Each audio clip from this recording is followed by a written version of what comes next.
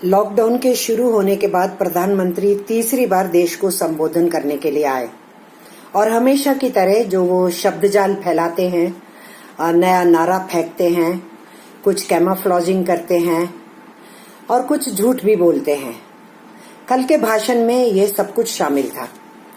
प्रधानमंत्री एक बहुत बड़ा झूठ बोले कि पीपीई और N95 की किट्स इस देश में नहीं बनती थी, मैंने बनवानी शुरू की।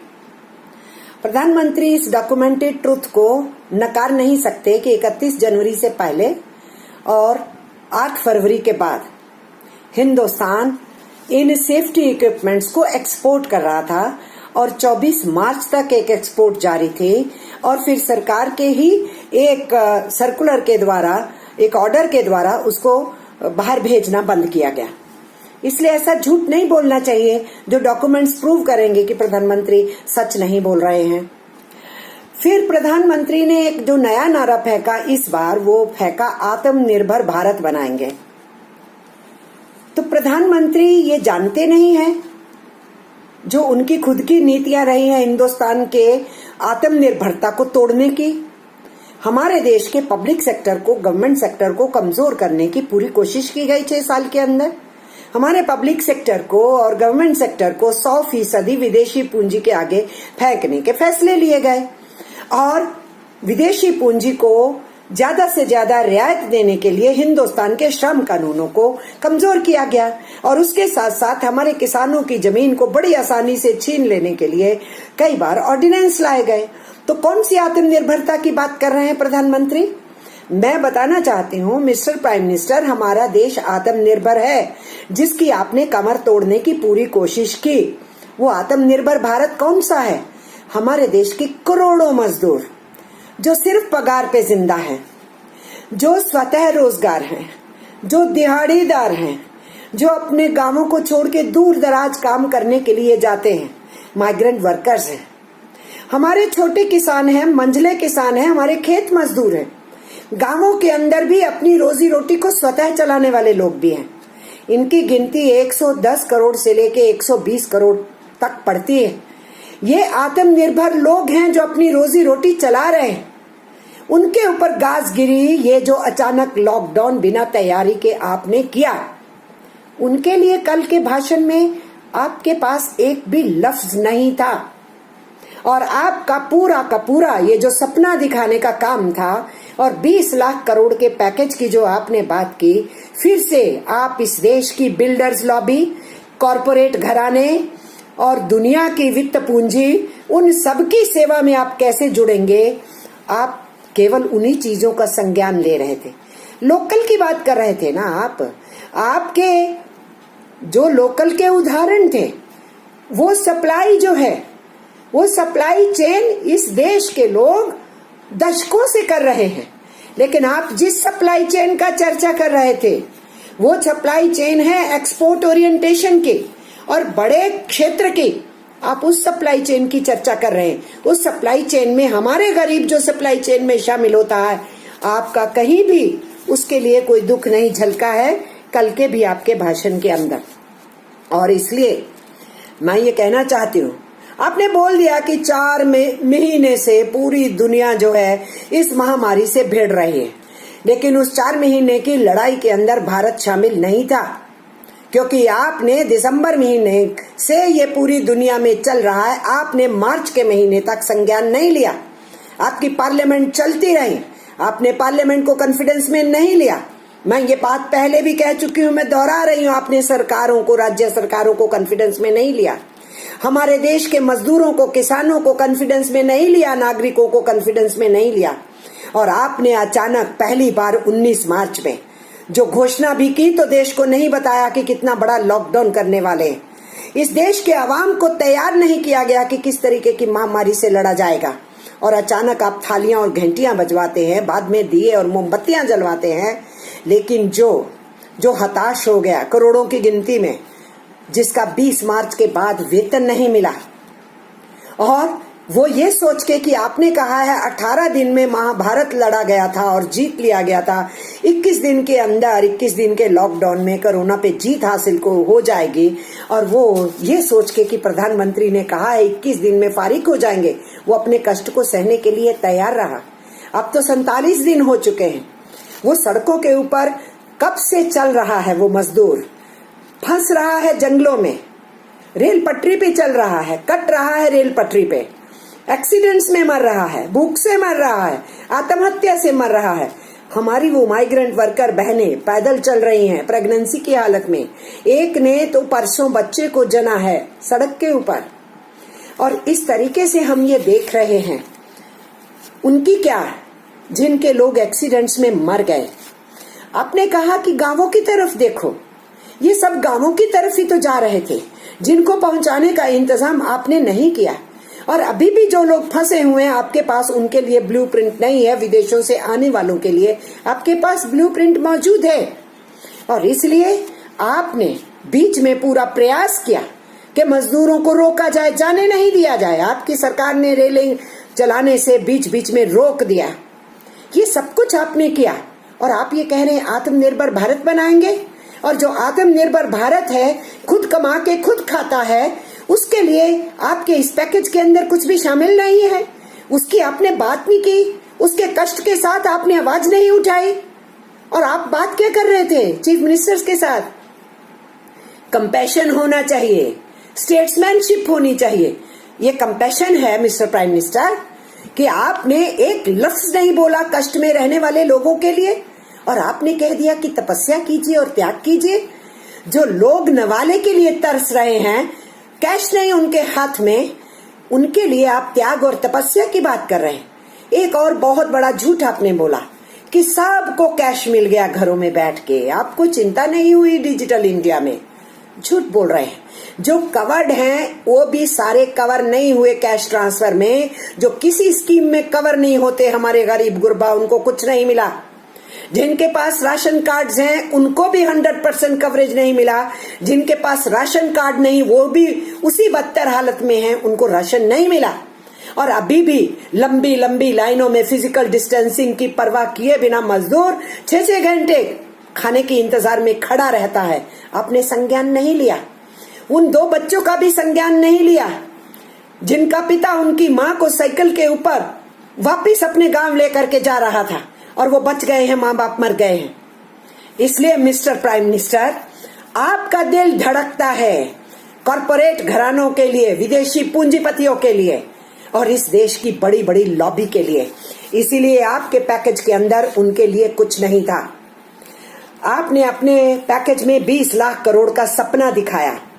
वो काफी है आपके देशभक्तों के लिए, जो तथाकथित आपके भक्त हैं। वो देशभक्त नहीं है, वो श्यूडो देशभक्त हैं।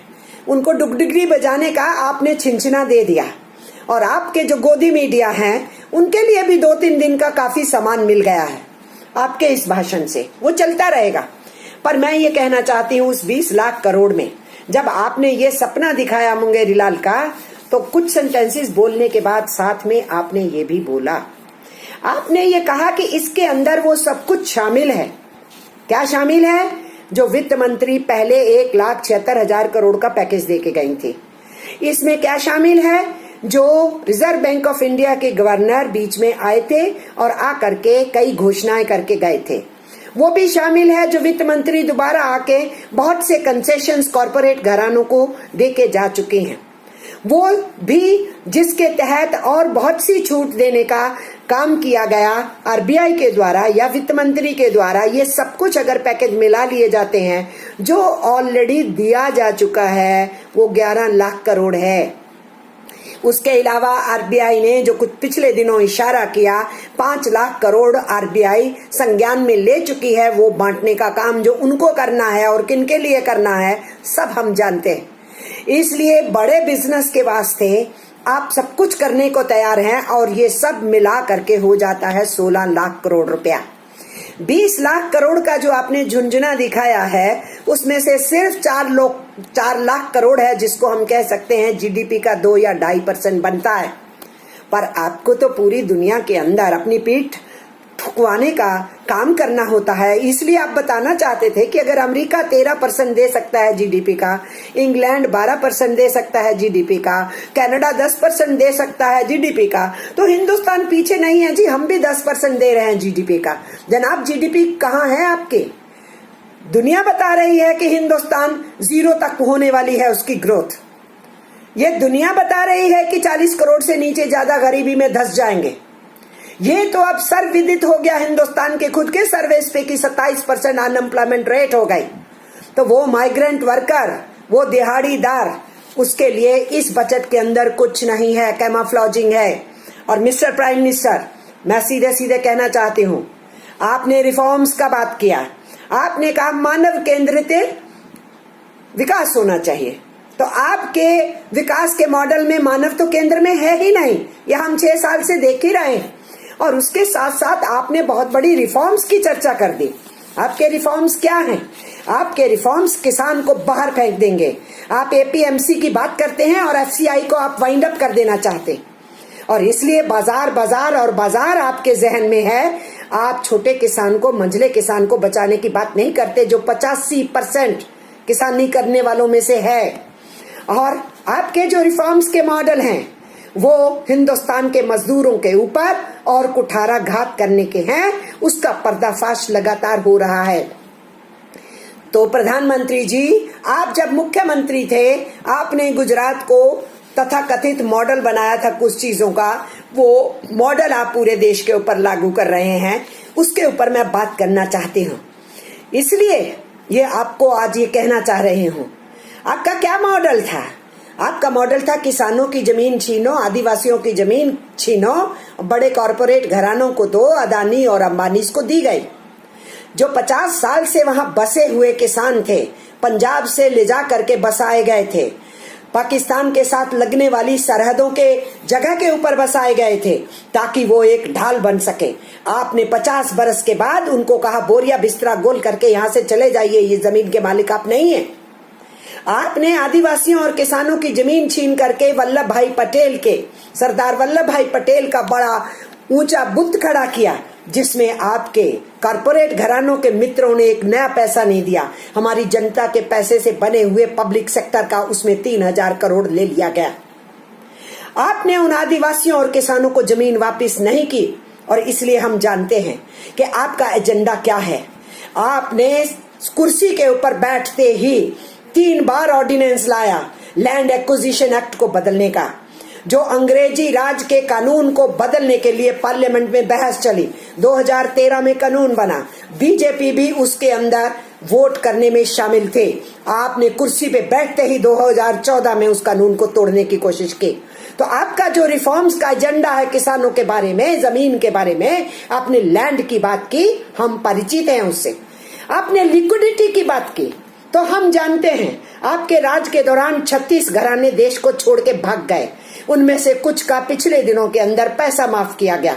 आपके राज में 13 लाख करोड़ रुपए से ऊपर नॉन परफॉर्मिंग एसेट्स बनाए गए। वो पैसा सारा डूबत पैसा है और वो देश के ऊपर बहुत बड़ा कुठाराघात है। हम जानते हैं लिक्विडिटी के क्या मायने हैं। नोटबंदी के टाइम में सारी जनता का पैसा निकलवा लिया गया, ये सब हम जानते हैं। उसकी लंबी बखान आज हम क्या करेंगे।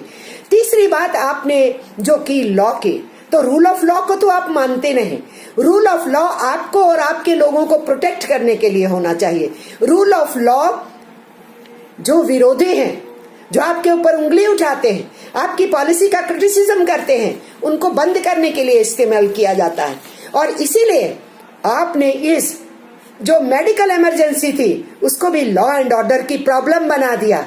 इसलिए वर्कर जब वेतन की मांग कर रहा है उसकी पिटाई हो रही है, जब वो घर जाने की बात कर रहा है उसकी पिटाई हो रही है, जब वो राशन के लिए सड़क पे निकल रहा है उसकी पिटाई हो रही है। क्योंकि आपकी नजर में ये कोई मानवीय समस्या नहीं है, ये कोई मेडिकल इमरजेंसी नहीं है, ये लॉ एंड ऑर्डर प्रॉब्लम है। और चौथी बात आपने एल की क्या कही, लेबर। तो आपने यही काम गुजरात के अंदर किया था किसानों के लिए, और इसी तरीके से आपने लैंड का काम तो किया ही था। लिक्विडिटी के मामले में भी आपका यही हिसाब था। और रूल ऑफ लॉ को हम जानते हैं, गोधरा से लेके गोधरा के बाद के कांडों में क्या हुआ, आप रूल ऑफ लॉ का कितना सम्मान करते हो। और जो लेबर की बात है, आपके चीफ मिनिस्ट्री के राज के दौरान वहां पर श्रम कानूनों को बहुत तोड़ा और मरोड़ा गया था। और आज एक तरफ आप तथाकथित सपना दिखा रहे हैं और लोगों को कैमोफ्लेज करके झूठ के अंधेरे में फंसा रहे हैं, दूसरी तरफ हिंदुस्तान के श्रमिकों के कानून को तोड़ रहे हैं। आपने कुर्सी पे बैठते ही वसुंधरा राजे की सरकार को, बीजेपी की सरकार को इस्तेमाल करके 4 कानूनों को वहां असेंबली में चेंज करवा के और राष्ट्रपति के सिग्नेचर करवा के दिए। उसके बाद पूरे हिंदुस्तान के चीफ सेक्रेटरीज को एडवाइजरी देके उन कानूनों में 10 राज्यों में परिवर्तन कराया। आज आप उत्तर प्रदेश की योगी सरकार का इस्तेमाल कर रहे हैं और उनके जरिए से ऑर्डिनेंस लाया गया है, एक देश, एक भाषा, एक नेता, एक टैक्स, एक पहरावा, एक खान, यही बातें आप करते हैं ना। और उसी के तहत आपने कहा कोडिफिकेशन का, जब हम लोगों ने विरोध किया ट्रेड यूनियंस ने, तो आपने कहा एक देश एक कानून। और आज केंद्रीय कानूनों के ऊपर एक राज्य की सरकार ऑर्डिनेंस बना रही है। ये है आपका फेडरलिज्म। फेडरलिज्म के ऊपर चोट, उसको तोड़ना और कंट्राडिक्टरी नारे देना, आपका सारा भाषण विरोधाभास से भरा हुआ था।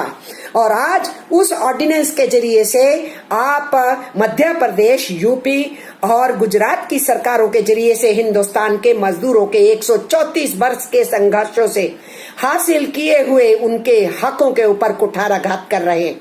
और आपने जो कहा हम रिफॉर्म्स करेंगे, वो रिफॉर्म्स सीधा सीधा इशारा है कि आप श्रमिकों की पिटाई करना चाहते हैं। इसलिए आप स्लेव लेबरी की तरफ हमारे देश के मजदूरों को धकेल रहे हैं। आत्मनिर्भर जो अपने कमाता है, खाता है, आज आप उसको बॉन्डेज में डालना चाहते हैं। आप दुनिया के जितने इंटरनेशनल कोवेनेंट्स हैं जिसमें हिंदुस्तान शामिल है, आप उसकी धज्जियां उड़ा रहे हैं। ILO के साथ कन्वेंशंस में जहां जहां एग्रीमेंट है हिंदुस्तान की सरकारों का, आप उसको तोड़ रहे हैं। इसलिए कल का आपका भाषण, हम ये कह सकते हैं, वो आईना है इस बात का कि आप आगे जाकर के क्या करने वाले हैं। इसलिए 20 लाख करोड़ का झुंझुना मुबारक हो नरेंद्र मोदी जी के भक्तों को और उनके गोदी मीडिया को। और देश के मजदूरों को मैं ये कहना चाहती हूँ, आपके लिए कुछ नहीं है। किसानों के लिए कहना चाहती हूँ, आपको बाजार के हवाले किया जाएगा और सरकार अपनी जिम्मेदारी से मुक्त होना चाहती है।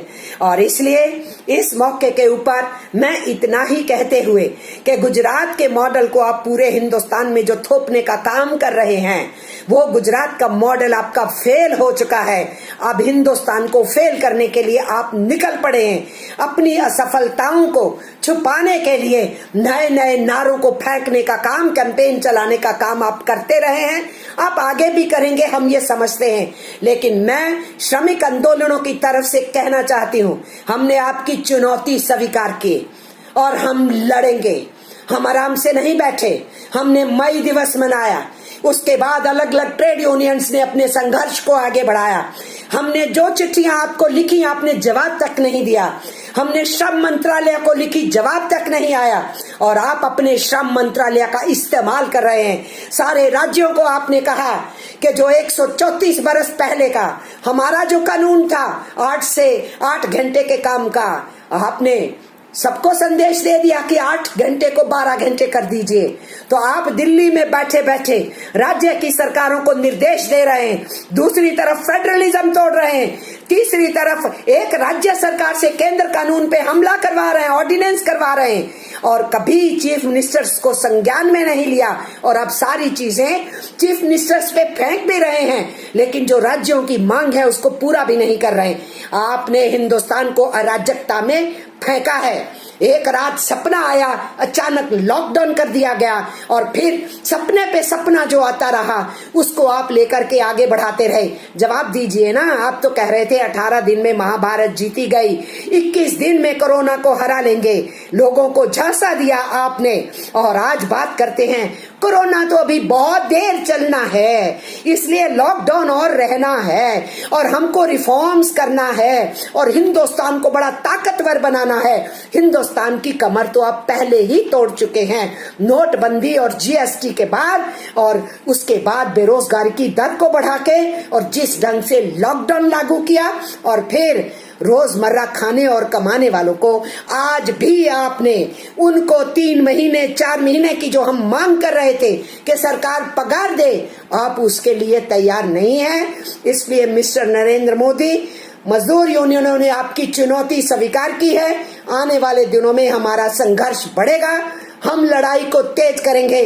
हम आराम से नहीं बैठे, हम अंग्रेजों से लड़े थे तो हम अपने आजाद हिंदुस्तान में अपने ही देश के लोगों द्वारा चुनी हुई सरकार, चाहे अल्पमत की वोटें लेके ज्यादा सीटें लेकर के बैठी हुई सरकार हो, हम उससे लड़ेंगे और भिड़ेंगे। आम आवाम से मैं कह रही हूँ, लड़ाई के लिए तैयार रहें। श्रमिकों से मैं कह रही हूँ, किसानों से कह रही हूँ, आने वाले दिनों में गहन संघर्ष होगा, हम उसकी तैयारी करें।